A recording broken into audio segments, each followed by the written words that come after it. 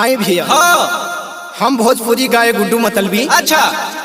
आप सभी भोजपुरिया श्रोता समाज, हमार भैया चाचा माता बहन भाई, हाँ। आप सभी के हम पैर छू के प्रणाम करतनी। अरे जिया।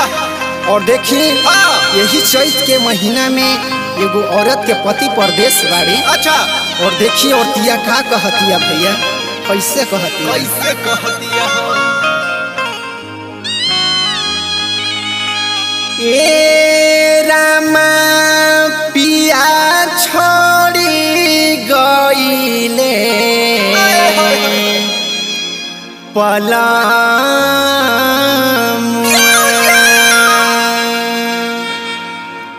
रामा मने नई खिला। बर्दाश्त करो, बर्दाश्त करो।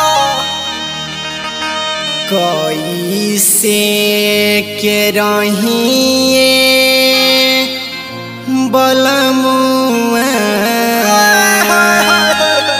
ए रामा मन नई खिला। कैसे के रहिए बलमुआ,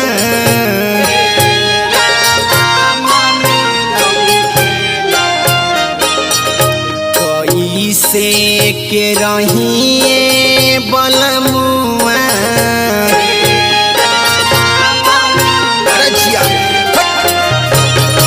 कैसे के रहिए बलमुआ, कैसे के रहिए बलमुआ,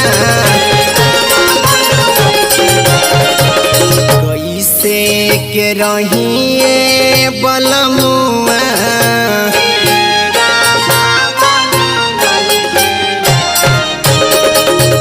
कैसे के रहिए बलमुआ,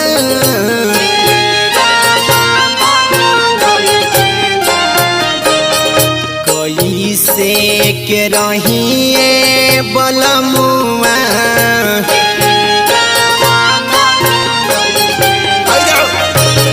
कैसे के रहिए बलमुआ, कैसे के रहिए बलमुआ। रामा पिया छोड़ी गईले पलमुआ,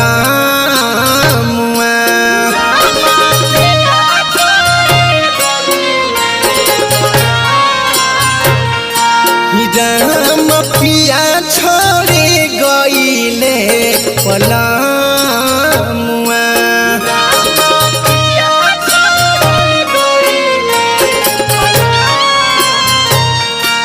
रामा मनी नई खिला, कैसे के रहिए बलमुआ,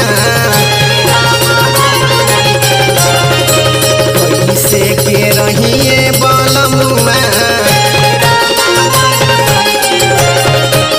कैसे के रहिए बलमुआ।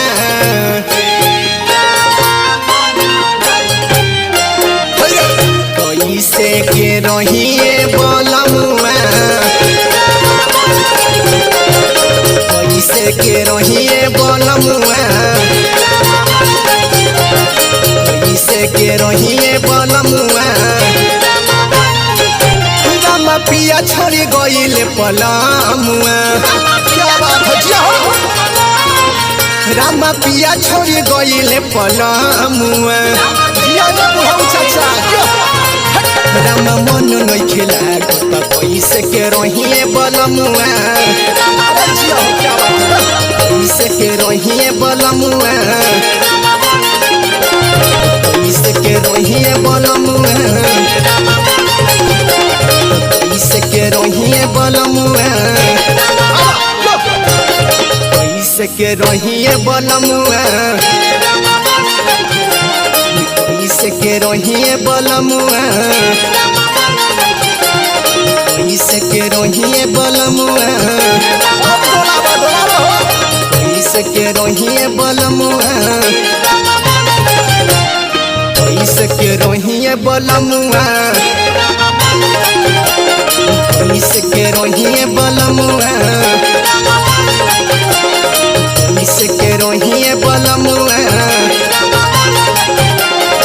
कैसे के रोहिए बलमुआ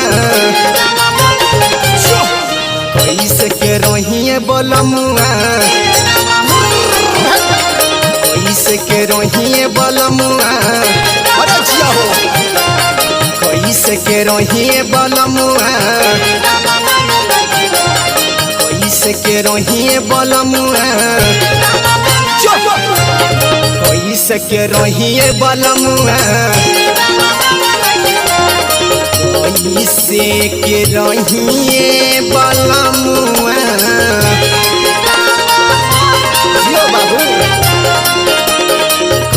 कैसे के रोहिए बलमुआ अरे जियो कैसे के रोहिए बलमुआ कैसे के रोहिए बलमुआ राम पिया छोड़ी गईले पलमुआ राम पिया छोड़ी गईले पलमुआ राम मन नइखे लागे कैसे के रोहिए बलमुआ अरे जियो आजा कैसे के रोहिए बलमुआ कैसे के रोहिए बलमुआ कैसे के रोहिए बलमुआ